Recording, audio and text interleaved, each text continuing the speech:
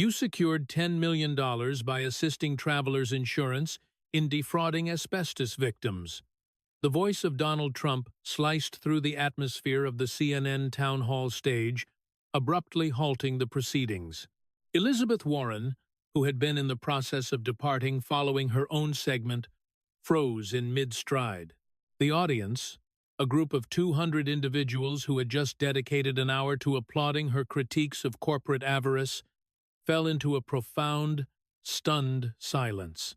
Trump stood resolutely at the moderator's desk, clutching a substantial dossier, refusing to sit in the guest chair like a typical participant, but rather standing like a prosecutor ready to present a capital case. Mr. President, that is not. Anderson Cooper attempted to regain control of the spiraling situation. It was too late. Senator Warren has just spent 60 minutes labeling me as corrupt, Trump continued, his voice projecting to every crevice of the auditorium, telling these fine people how I capitulated to corporations, how I betrayed working-class families. Therefore, I believe it is only equitable that we discuss the $10.3 million she accumulated from the very corporations she claims to oppose. Anderson, visibly flustered, asked, "Can we invite the senator back out here since she wishes to debate corruption?" Warren stood in the wings of the stage, her team clustering around her, whispering with frantic urgency, "Walk away and appear culpable, or return out there and confront whatever materials Trump has concealed in that folder." The audience began to chant, a low rumble turning into a demand. Bring her back. Bring her back. She possessed no alternative. The cameras were rolling, capturing every micro-expression. Millions were watching. She walked back onto the illuminated stage, attempting to project a confidence she did not genuinely possess. "I am happy to address whatever baseless." Trump slammed the folder onto the table between them. Documents spilled forth, contracts bearing corporate letterheads, detailed bank statements, her signature clearly visible on photocopied checks. Travelers Insurance, $212,000. You assisted them in avoiding payments to dying workers. Dow Chemical, $100,000. You helped them evade environmental liability. LTV Steel, $90,000. You helped them slash pensions.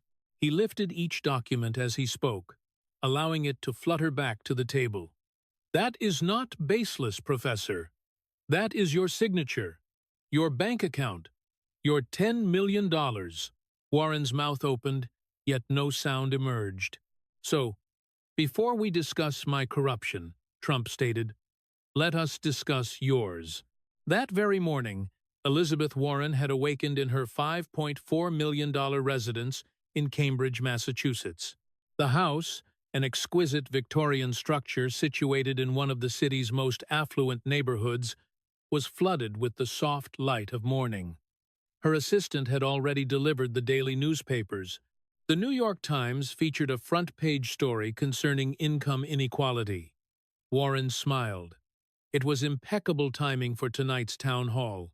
She walked to her home office, passing bookshelves laden with academic texts regarding bankruptcy law and consumer protection, passing framed photographs of herself with Barack Obama, with Hillary Clinton, with Bernie Sanders, the progressive wing of the party, the fighters, the individuals who understood that the system was rigged.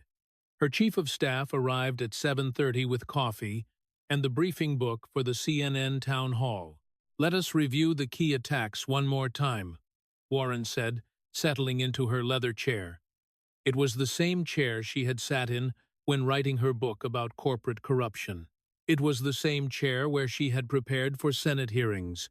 This was her space, her power base. "Attack 1, her chief of staff began. "His corporate tax cuts. You say he gave $800 billion to corporations and the wealthy while working families received nothing. You cite the specific companies that received the largest cuts. You name names, making it personal." Warren nodded, making notes. "Apple, Amazon, corporations that do not pay their fair share. I have the numbers. I can quote them. Attack 2, the Chief of Staff continued. His cabinet of billionaires and corporate executives, a Treasury Secretary from Goldman Sachs, a Commerce Secretary worth $3 billion. You say he did not drain the swamp. He filled it with corporate lobbyists. I have all their names, Warren said, their net worths, their corporate ties. It is devastating. Attack 3, he went on. His broken promises to workers. He said he would fight for them. Instead, he rolled back overtime protections, weakened unions, and allowed corporations to keep shipping jobs overseas. Warren was becoming energized now, her professorial instincts kicking in. This was what she did best, taking complex economic issues and making them personal, showing working families exactly how they had been betrayed. And then I pivot to my vision, she said. What I would do differently: actual structural change, tax the wealthy, break up big banks, empower workers, the whole economic patriotism framework. Her communications director joined them, pulling up polling data on her tablet. You are at 14% for 2028, third place behind Newsom and Whitmer. But your favorability with progressives is strong, at 83%. If you nail this tonight, if you really land the anti-corruption message, you can move up, maybe into first place. Warren felt the familiar rush, the same feeling she had experienced before big Senate hearings, before her Consumer Financial Protection Bureau testimony, before every moment when she got to be the crusading professor taking on the powerful. What time is Trump's segment? She asked. 8:30. You go first at 7. So you set the narrative. He spends his whole time responding to you. You control the terrain. Perfect. She had learned this in academia. Whoever frames the debate wins the debate. She would frame tonight as a referendum on corporate corruption, on Trump's betrayal of working families. By the time Trump took the stage, the audience would already be primed to see him as the villain. What Warren did not know, what she could not have imagined, was that at that exact moment, 300 miles away in New York, Trump was in his own preparation session, and it was not about defense. Trump Tower, 68th floor. Trump sat at the head of his conference table, surrounded by his campaign team, his lawyers, and several thick binders of research. Show me what we have on Warren, he said. No small talk, no preliminaries, just business. His lead opposition researcher, a former investigative journalist who had spent 20 years digging into corporate corruption before Trump hired her, opened the first binder. Senator Elizabeth Warren, age 74. Senator from Massachusetts since 2013. Before that, Harvard law professor for 19 years. Her brand is consumer advocate, champion of working families, the one who takes on corporate greed. I know her brand, Trump said. I want to know what is behind the brand. The researcher smiled. That is where it gets interesting. Between 1995 and 2012, while she was a Harvard professor, positioning herself as a consumer advocate, she made $10.3 million working as a consultant and expert witness for corporations. She pulled out contracts, real documents, Warren's signature visible on each one, travelers' insurance. They were facing massive asbestos liability, thousands of workers dying from mesothelioma. Travelers hired Professor Warren as their expert witness in bankruptcy proceedings, paid her $212,000. Her job helped them restructure in a way that minimized what they would have to pay to dying workers. Trump leaned forward. She helped an insurance company avoid paying asbestos victims? Exactly. And that is just one example. Dow Chemical hired her to minimize their environmental liability after a chemical leak. LTV Steel hired her to help them cut worker pensions during bankruptcy. She was the hired gun for exactly the kind of corporations she now attacks in speeches. How much total? Trump asked. 10.3 million over 17 years, all from corporations, all while she was writing academic papers and giving speeches about how corporations exploit working families. Trump sat back. That is beautiful hypocrisy. What else? His lawyer took over. The Consumer Financial Protection Bureau.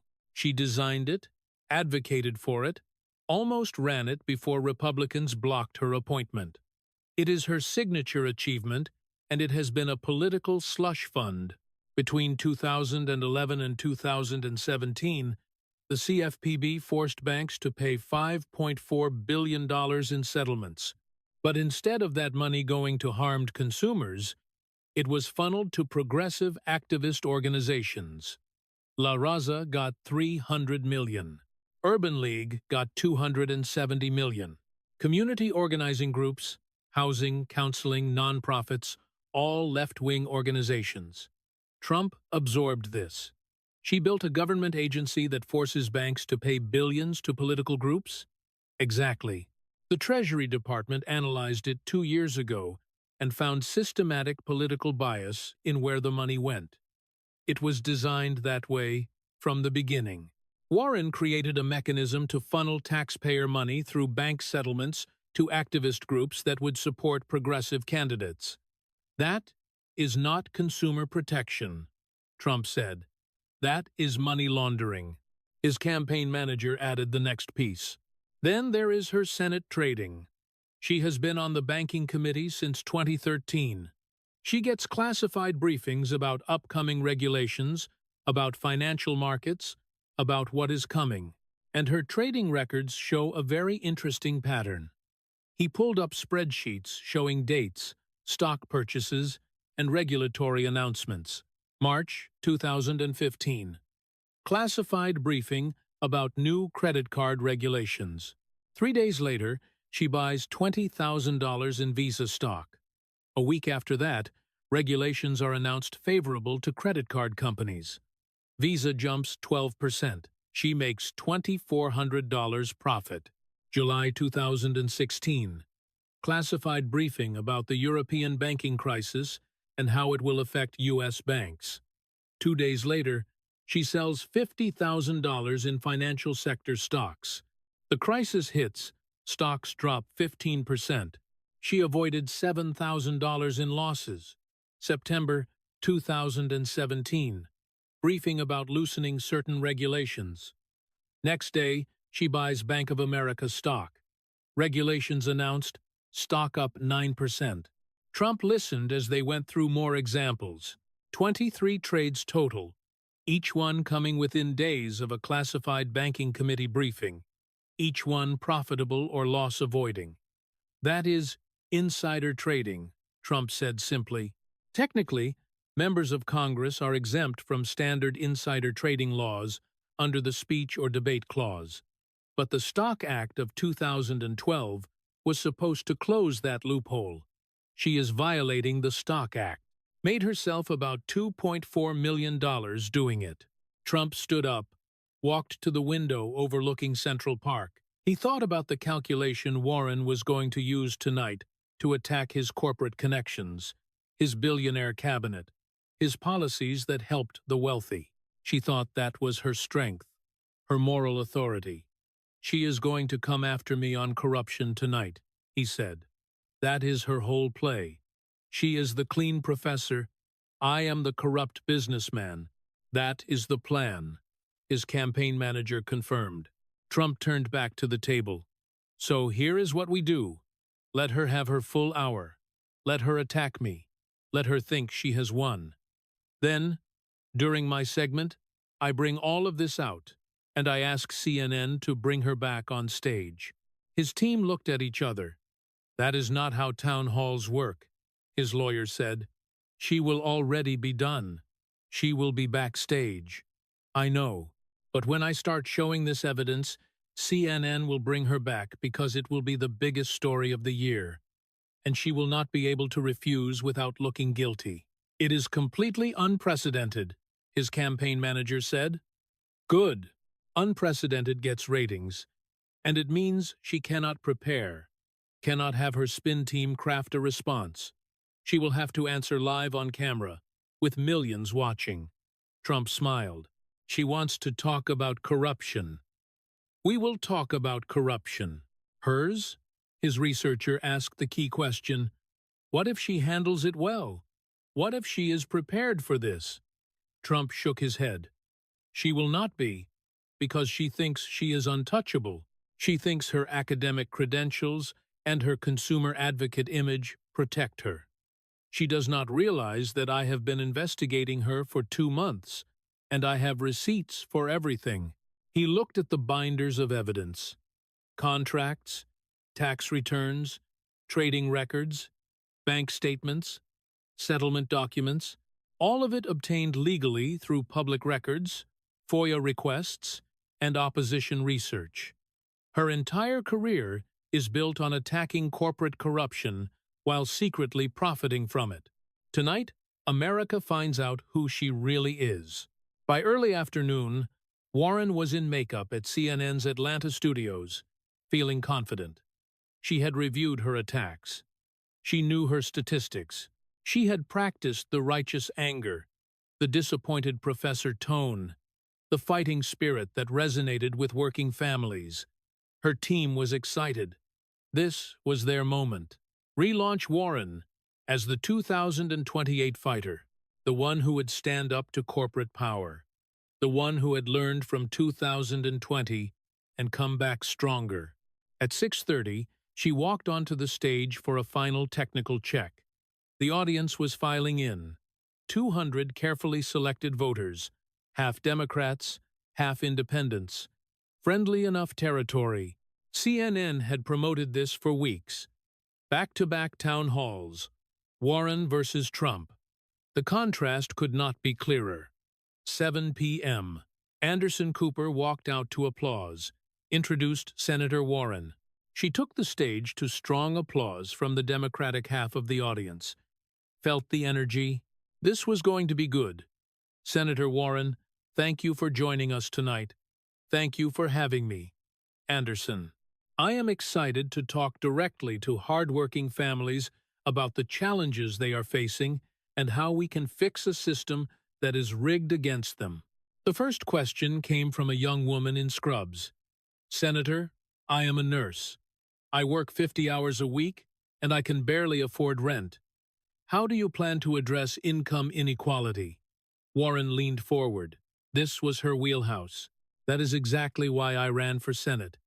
Because I saw families like yours working hard, playing by the rules, doing everything right, and still struggling, while billionaires and big corporations pay less in taxes than you do.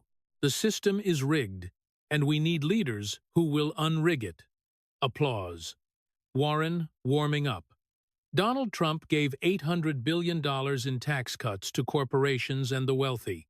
Apple, Amazon, the biggest companies in America. They paid less in taxes after Trump's cuts than before. Meanwhile, working families like yours got crumbs. That is not economic policy. That is corruption. Bigger applause.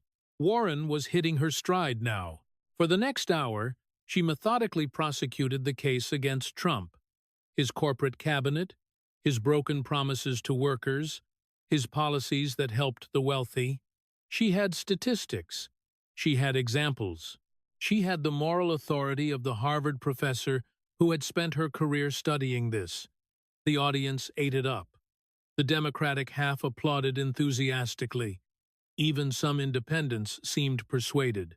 By the time Cooper thanked her at 8:15, Warren's team was ecstatic. She walked off stage to sustained applause, went straight to the green room where her staff was celebrating. That was perfect, her chief of staff said. You dominated. Set the whole narrative. Trump is going to spend his entire segment playing defense. Warren allowed herself a smile. She had done what she came to do.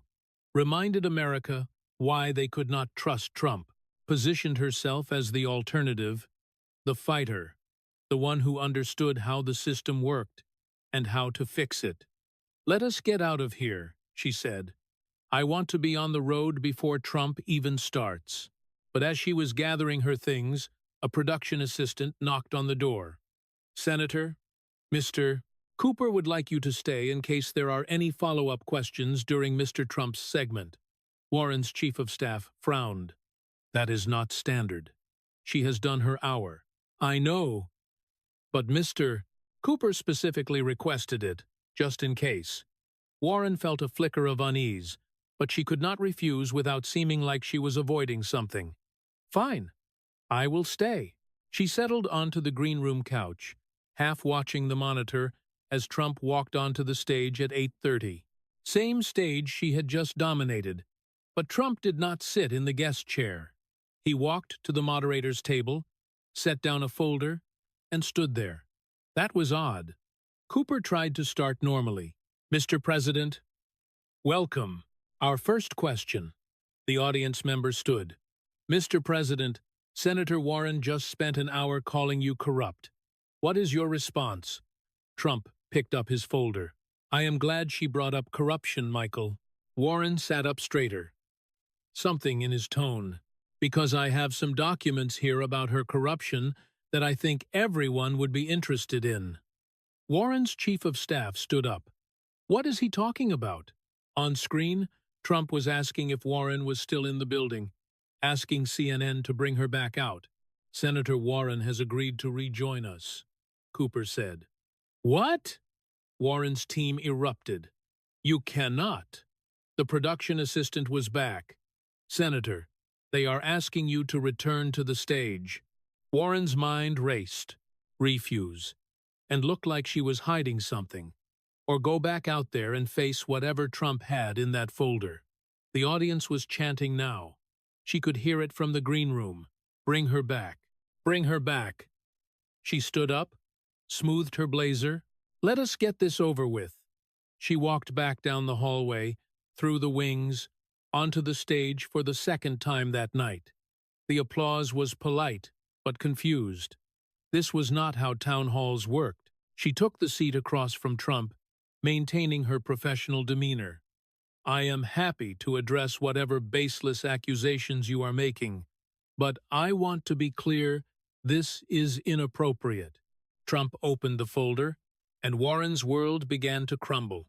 Trump picked up the first document like he was handling evidence in a courtroom, which, in a way, he was. This was a trial. He was the prosecutor, she was the defendant, and 200 people were the jury. "Travelers Insurance," he said, his voice carrying clearly across the silent hall. "December 1995. They paid you $212,000. He held up the contract so the camera could see it. Warren's name clearly visible. The amount clearly visible. Her signature at the bottom. You know what you were doing for them, helping them avoid paying asbestos victims.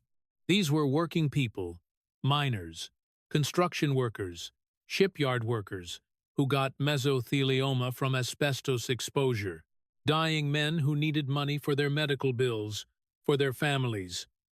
And Travelers Insurance owed them that money.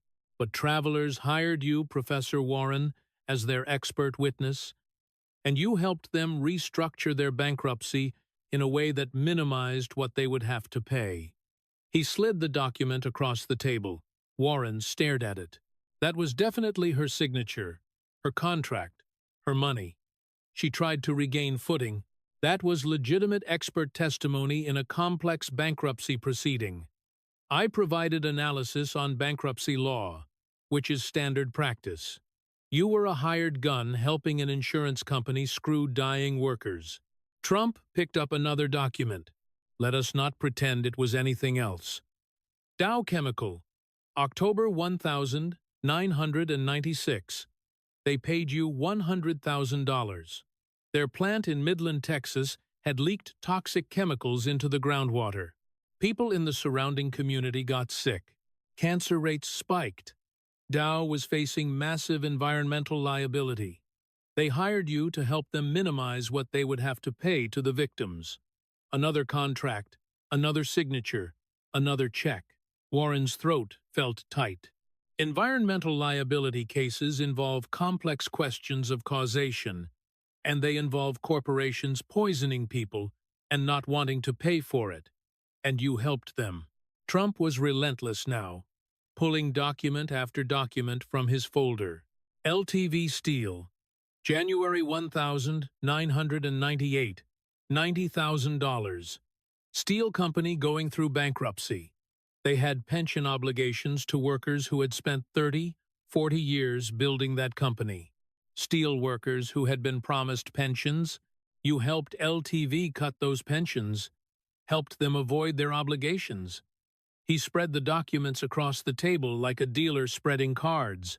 6 contracts, 8 contracts, 10 contracts, all with Warren's name, all with corporate checks. Between 1995 and 2012, you made $10.3 million consulting for corporations. And not just any corporations, insurance companies, chemical companies, steel companies, Dow Chemical, United Airlines, General Electric, the exact corporations you now claim to fight. Trump picked up her tax returns from those years, public records that he had obtained legally and now held up for the camera. Your income, Professor, public record, 1,995 through 2012, shows exactly who was paying you. Travelers Insurance, Dow Chemical, LTV Steel, all of them right there in black and white. You were on their payroll for 17 years. The audience was completely silent, every eye on Warren, waiting to see how she would explain this. Anderson Cooper tried to give her an opening. Senator Warren, how do you respond to these specific dollar amounts? Warren's mind was racing. She had done that work decades ago. It was all legal. All proper expert testimony in bankruptcy cases. But Trump was making it sound like she had been betraying workers, like she had been on the wrong side. The amounts are being taken completely out of context, she said, her professorial tone wavering slightly. In bankruptcy proceedings, courts require expert analysis on complex legal questions. I provided that analysis. That is completely different from. It is exactly the same. Trump's voice was matter of fact, not angry, just stating facts. You helped corporations avoid paying workers and victims. They paid you millions. Now you stand on stages and attack those same corporations. You call them greedy. You call them corrupt. But you were their lawyer. You were on their side, making millions from them. He turned to address the audience directly. How many of you have dealt with insurance companies that would not pay claims? Had your benefits cut? Had your pensions reduced? Several hands went up. She made $10 million helping them do that to you. Helping travelers avoid paying asbestos victims. Helping Dow avoid environmental liability. Helping LTV cut pensions. And then she runs for Senate on a platform of fighting those exact same companies. Trump pulled out another set of documents, thicker, more official-looking. Now, let us talk about the Consumer Financial Protection Bureau. Your baby, your greatest achievement. You designed it. You advocated for it. You wanted to run it until Republicans blocked you. He opened the documents to show organizational charts and settlement agreements. The CFPB was supposed to protect consumers from predatory banks, and it did force banks to pay billions in settlements. Between 2011 and 2017, $5.4 billion in settlements. Sounds great, right? Banks breaking the law, forced to pay, consumers protected. He paused. Let the numbers sit there. Except the money did not go to consumers. It went to political organizations. Warren jumped in. That is completely false. The CFPB has returned billions to consumers who were harmed by. Trump talked over her. $5.4 billion went to left-wing activist groups. Anderson, can we show this on screen? CNN reluctantly put up a list. Organizations, amounts, La Raza, $300 million. Urban League, $270 million. National Council of Women's Organizations, $180 million. National Community Reinvestment Coalition, $150 million. Dozens of community organizing groups, housing, counseling, nonprofits, all progressive political organizations. Warren's voice rose. Those are legitimate housing counseling organizations providing services to underserved communities or their political organizations. Trump picked up descriptions of these groups' activities. La Raza lobbies for immigration reform. Urban League endorses political candidates. These are not consumer protection groups. They are activist organizations. And you funneled $5 billion taxpayer dollars to them. He showed the mechanism, how the settlements worked. Banks got in trouble. CFPB forced them to pay. But instead of the money going to the specific consumers who were harmed, Warren's CFPB directed it to these approved organizations. Here is how it worked, Trump explained to the audience. Bank does something wrong. Maybe the people who actually paid those fees should get refunds, right? But Warren's CFPB set it up so the bank had to pay money to La Raza or Urban League instead, called it consumer education or housing counseling. But these groups were not helping the people who got charged the fees. They were running political operations. Cooper interjected. Senator, is that an accurate characterization? Warren was struggling now. The CFPB settlement structure was designed to provide broad community benefit beyond just individual remediation. The organizations that received funding were providing valuable services. They were providing political activism, Trump said. Treasury Department analyzed this 2 years ago, put out a whole report about it, found systematic political bias in where the money went. Every organization that got CFPB money was a left-wing group. Not one conservative organization, not one neutral group, only progressive activists. He held up the Treasury report, official government document, not something he had made up. You designed a federal agency that could force banks to pay billions to your political allies. That is not consumer protection. That is a slush fund. That is corruption with a government seal on it. Warren tried again. The CFPB has protected millions of consumers from predatory lending. The CFPB has been a political money laundering operation. $5.4 billion to progressive groups that support candidates like you. You built that. You designed it that way. It was not an accident. It was the plan from the beginning. Trump moved to his next section before Warren could respond. Pulled out stock trading records, spreadsheets showing dates and amounts. Now, let us talk about your work on the Senate Banking Committee. You have been on that committee since 2013. 11 years. You get classified briefings, information about upcoming regulations, about financial markets, about what the government is planning, very valuable information, the kind of information that could make someone a lot of money if they traded on it. He showed the trading records. These are your stock trades, public information. Senators have to disclose them. Let us look at the pattern. Cooper and the audience watched as Trump methodically went through trade after trade, each one following the same pattern. Classified briefing, trade within days, profit or avoided loss. March 2015. You attend a classified banking committee briefing about new credit card regulations. The briefing details what the regulations will say, how they will affect credit card companies. 3 days later, you buy $20,000 of Visa stock. 1 week after that, the regulations are publicly announced. They are very favorable to credit card companies. Visa stock jumps 12%. You make $2,400 in 8 days. Warren interrupted. My investments are managed by a financial advisor who, these are not, in a blind trust. These are direct trades. Your name on them, your decision. Trump kept going. July 2016. Classified briefing about European banking crisis and how it is going to hit U.S. banks.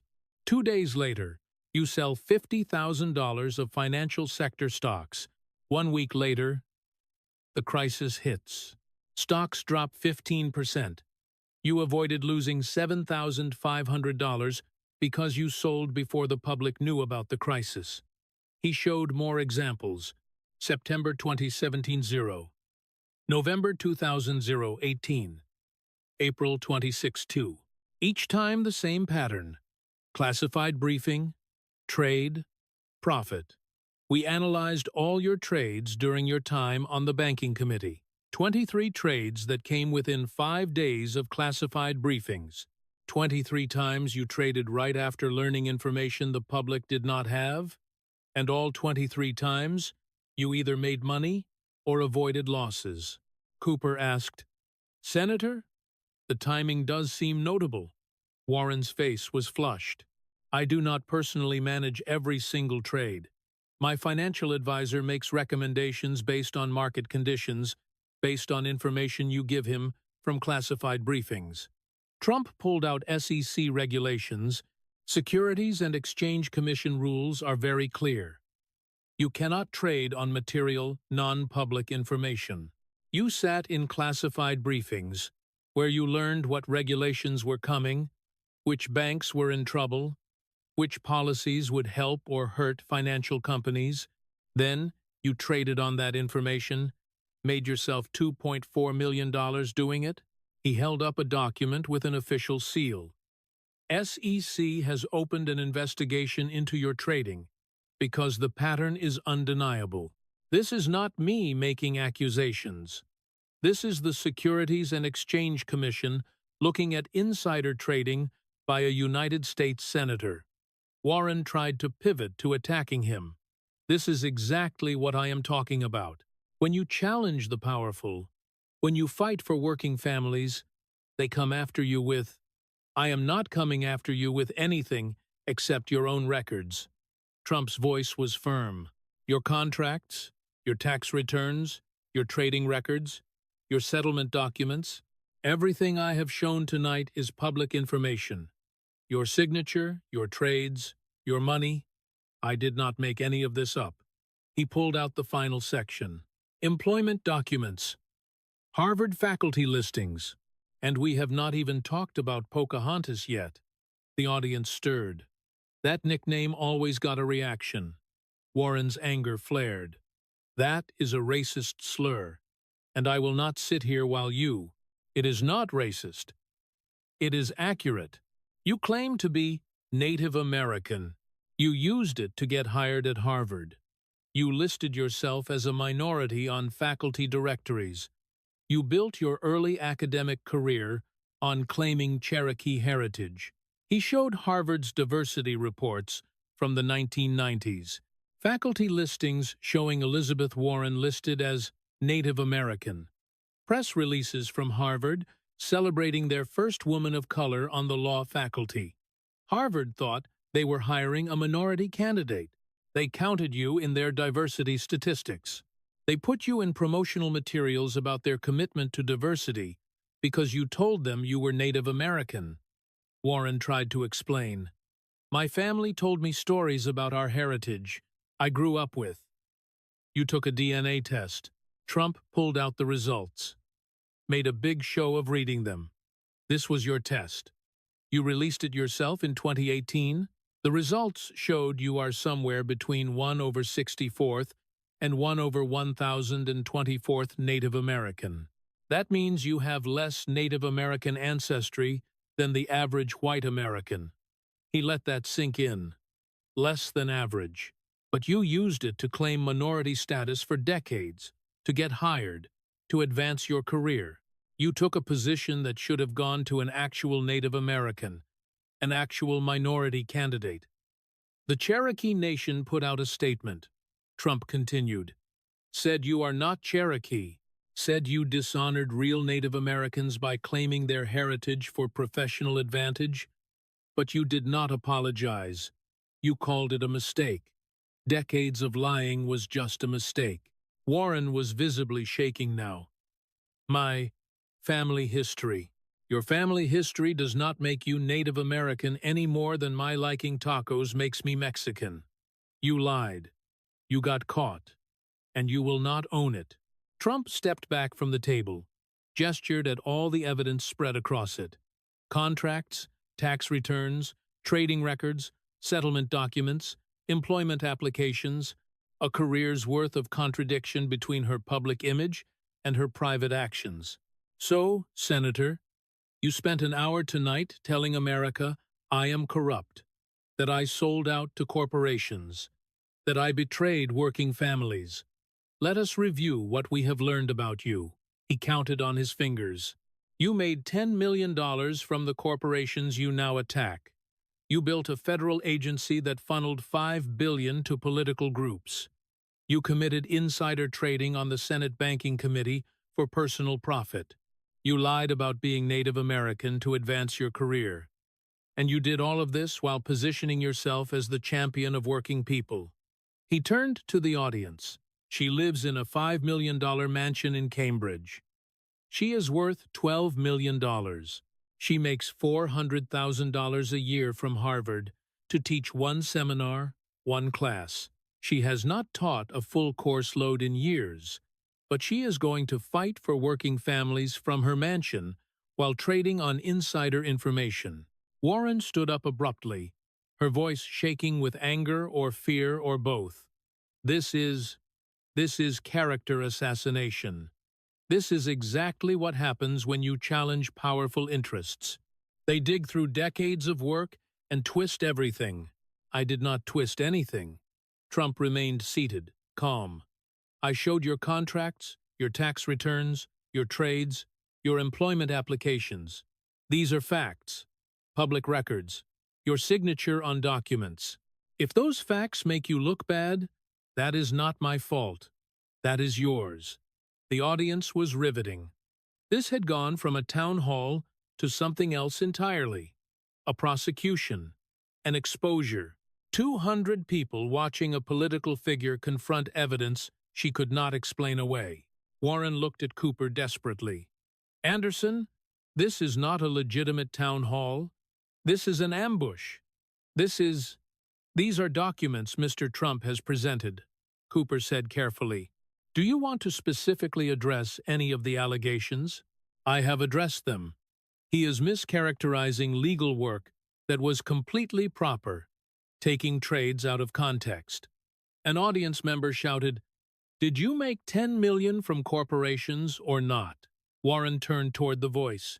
I provided expert legal testimony, which is a standard.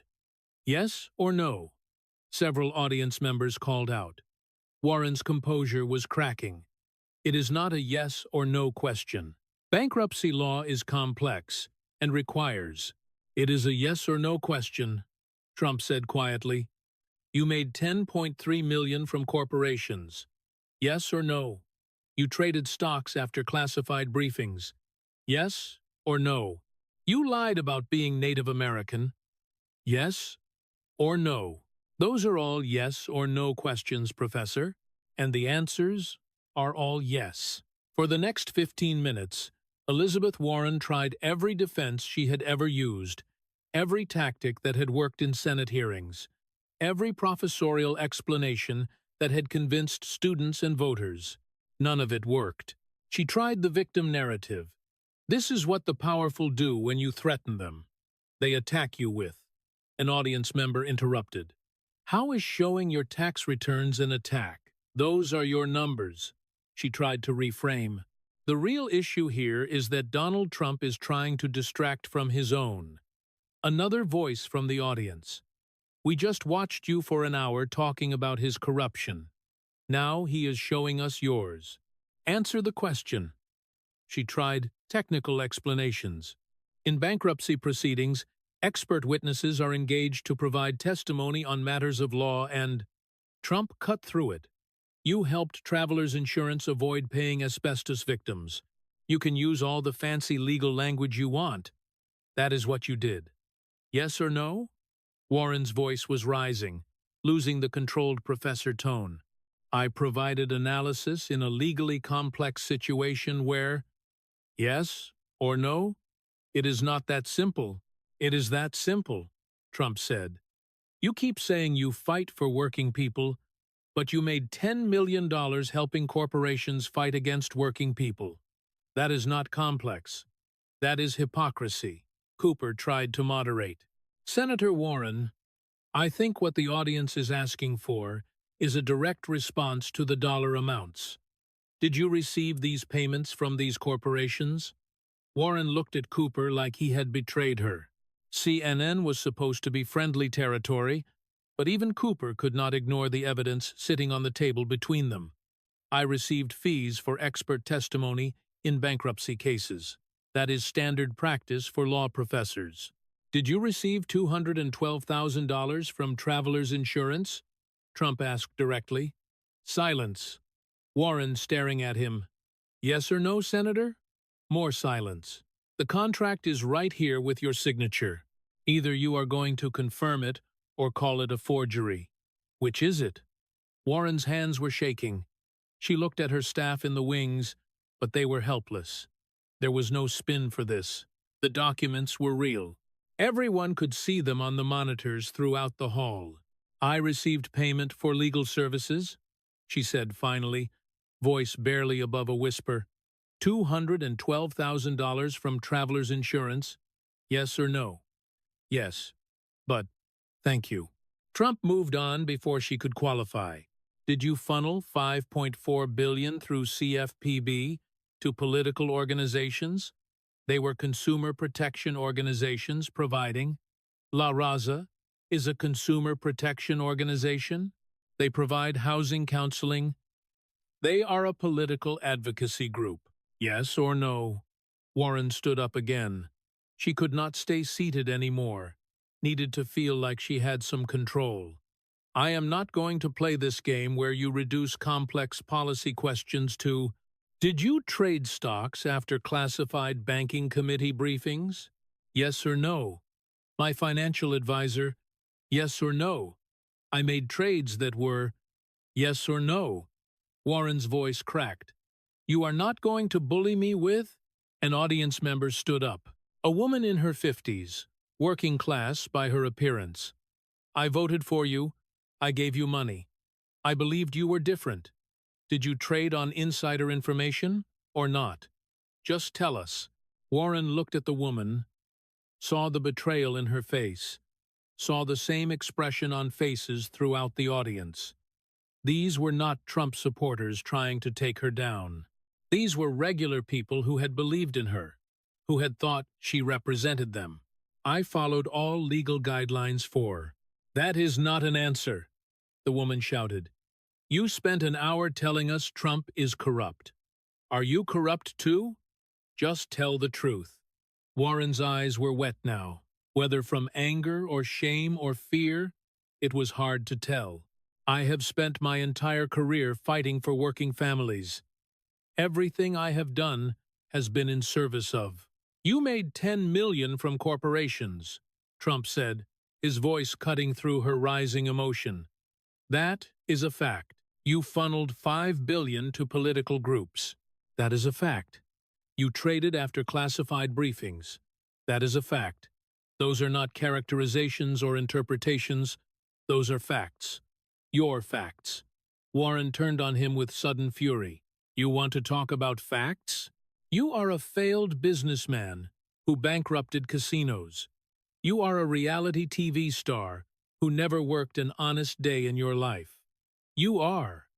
I am not the one on trial here tonight, Trump said calmly. You are. Because you spent an hour attacking me, and I responded with evidence. Real evidence. Your contracts, your trades, your employment records. That is the difference between us, Professor. When you attack me, you use rhetoric. When I respond, I use receipts. The audience reacted. Some applause, Some gasps. Everyone riveted. Cooper tried one more time to give Warren an out. "Senator, if you could just address the specific allegations." Warren looked at Cooper, looked at Trump, looked at the audience that had cheered her an hour ago and now sat in judgment, looked at the documents spread across the table that she could not deny. She made a decision. "I am not going to participate in this circus anymore." And she walked off stage. Not a graceful exit, not a strategic retreat, just walking away mid-confrontation, with Trump still standing there, with questions still hanging, with evidence still on the table. The audience did not know how to react. Some started to applaud, but stopped. Some whispered to each other. Most just sat in stunned silence at what they had witnessed. Cooper looked at his producers, at Trump, at the empty chair where Warren had been sitting. No one had a script for this. Trump gathered his documents back into his folder, spoke to Cooper, but really to the cameras. "She wanted to talk about corruption, Anderson. We talked about it, her corruption, and when confronted with evidence she could not spin, she ran away." He walked off stage, not rushed, not dramatic, just a man who had accomplished what he came to do.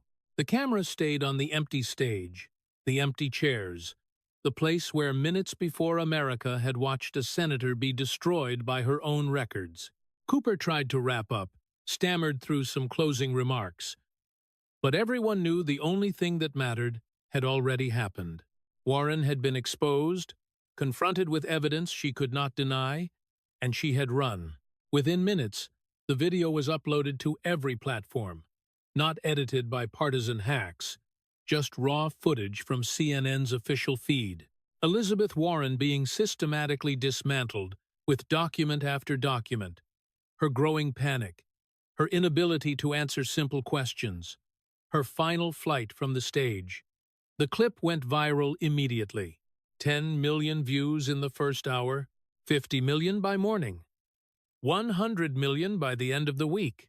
Not because of clever editing, not because of spin, just because millions of people watched a politician who had built her career on righteousness, being confronted with evidence of hypocrisy and having no answer. The first call came at 11 p.m. that night. Warren was in her hotel room in Atlanta. Her staff clustered around trying to figure out damage control. Her phone rang. Blocked number. She almost did not answer. Then did. "Elizabeth, it is Nancy." Nancy Pelosi, former Speaker, still the most powerful Democrat in Congress. Warren felt a surge of hope. Support from Pelosi could turn this around. "Nancy, thank God. I need you to listen." Pelosi's voice was ice. "What happened tonight was a disaster. Not for Trump, for you, for the party. You went on national television and could not answer basic questions about your finances. He ambushed me with, he showed your tax returns, your contracts, your trades. Those are not ambush materials. Those are your records. And you could not explain them." Warren felt tears threatening.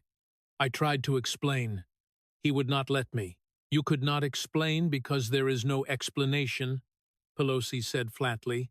"You made millions from corporations while attacking corporations. You used CFPB as a political slush fund. You traded on classified information. Elizabeth, I have been in politics for 40 years. I know corruption when I see it.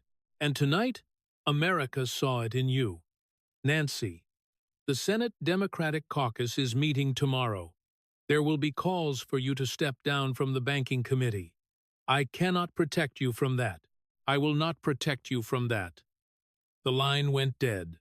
Warren stared at her phone.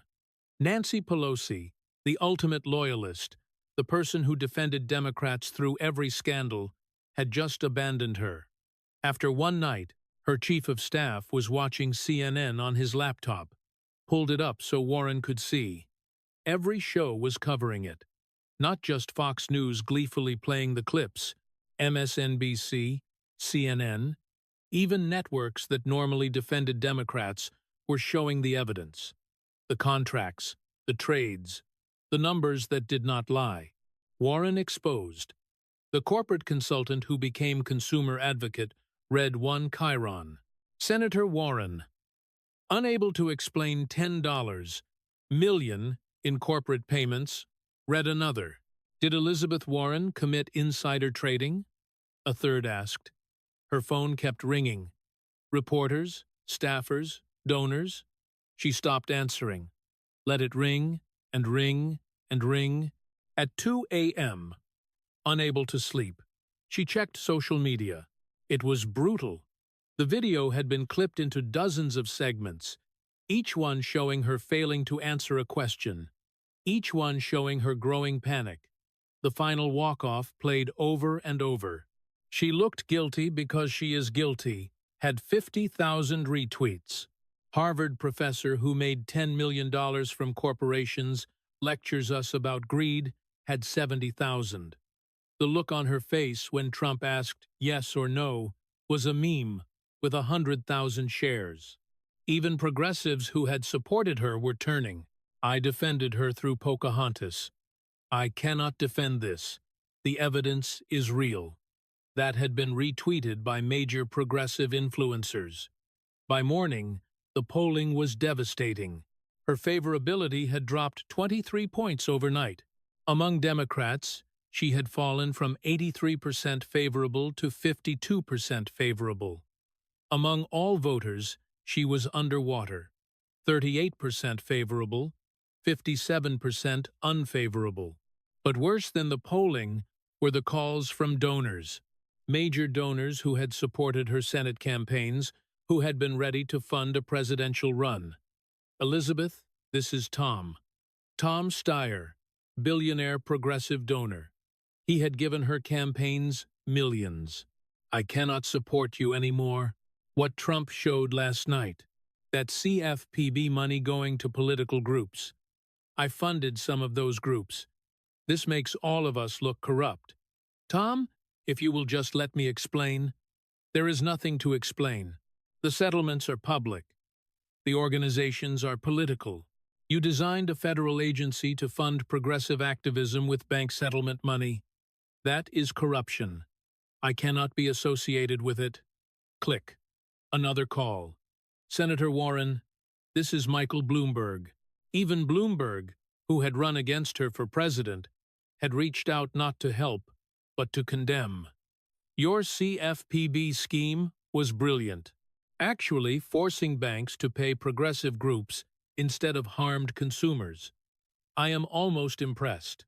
But now that it is exposed, every Democrat is going to face questions about whether we support using federal agencies as political slush funds. You have handed Republicans ammunition for a generation. Click. By the end of day one, Warren had lost 15 major donors. By the end of week one, 47 donors had publicly announced they were no longer supporting her. Day 3. The Senate Ethics Committee announced a formal investigation into her trading, not partisan Republicans launching a witch hunt.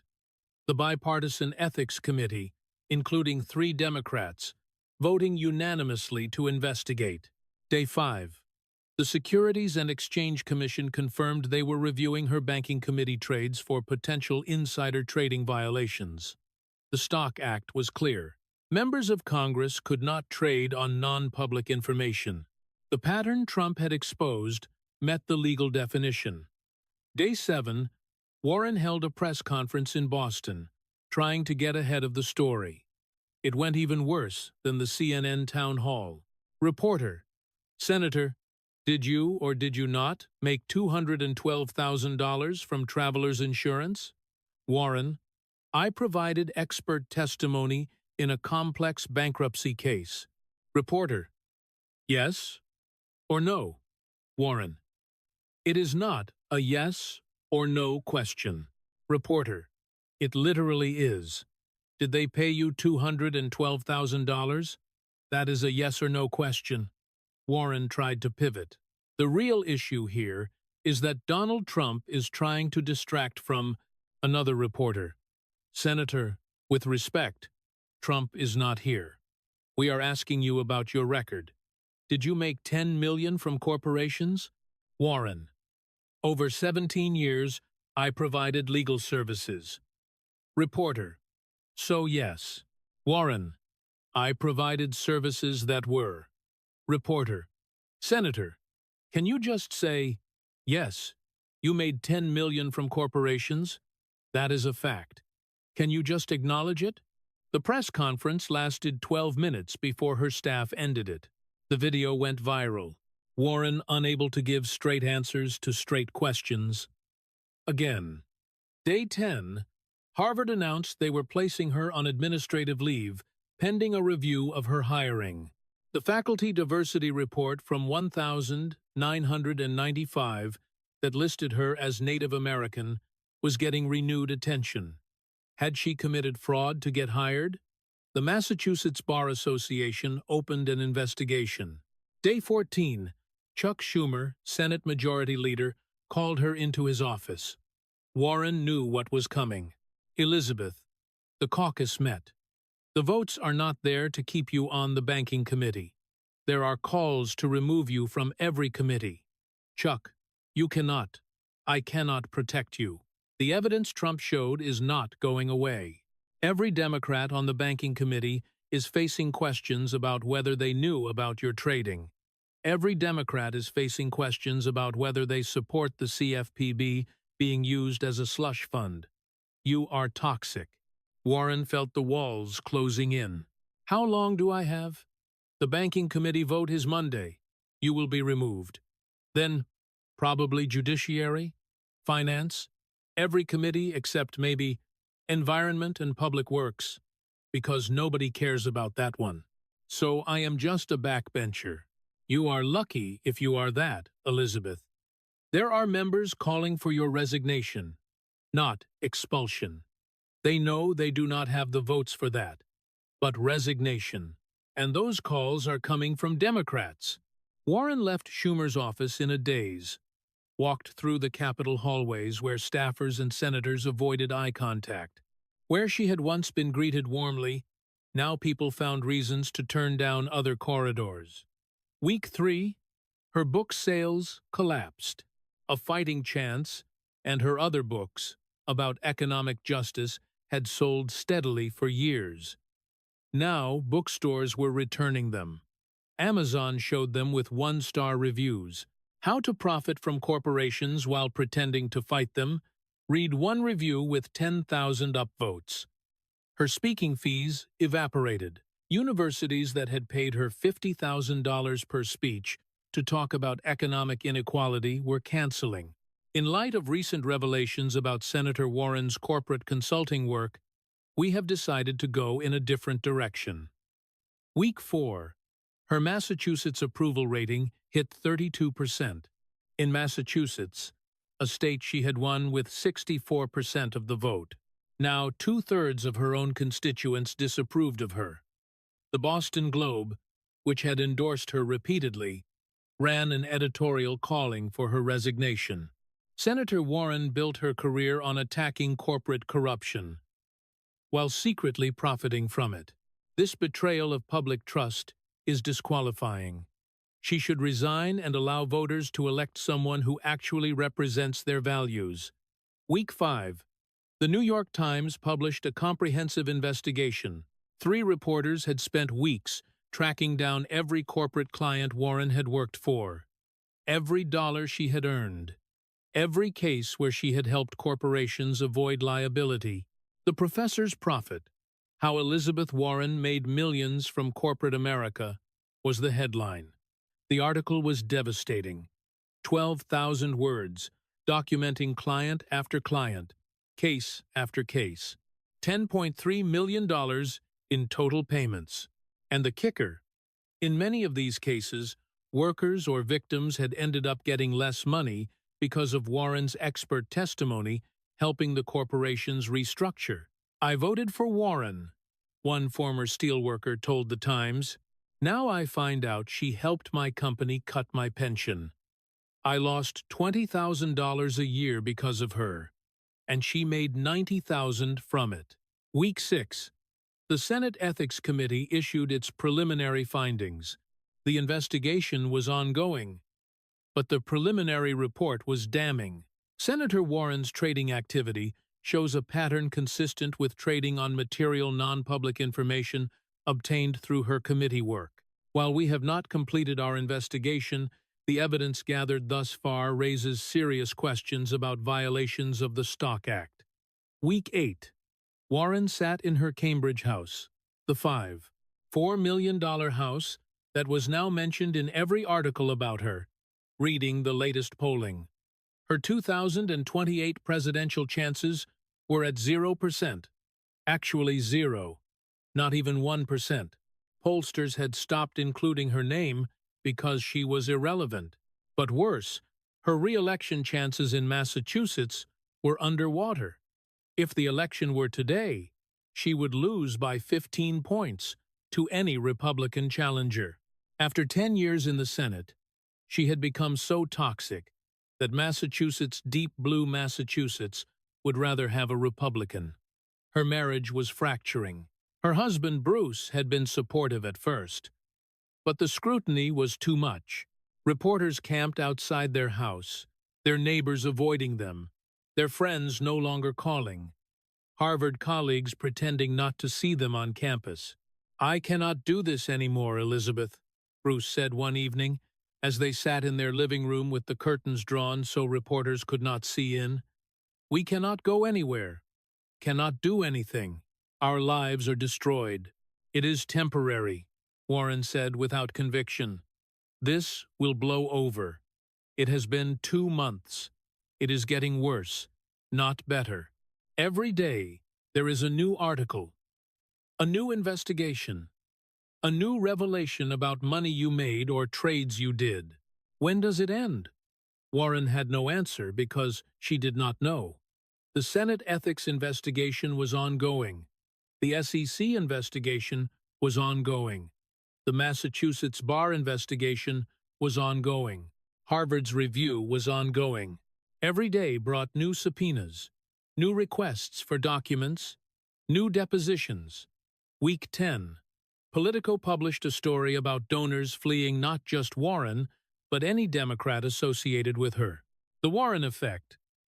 How one senator's corruption scandal is poisoning Democratic fundraising.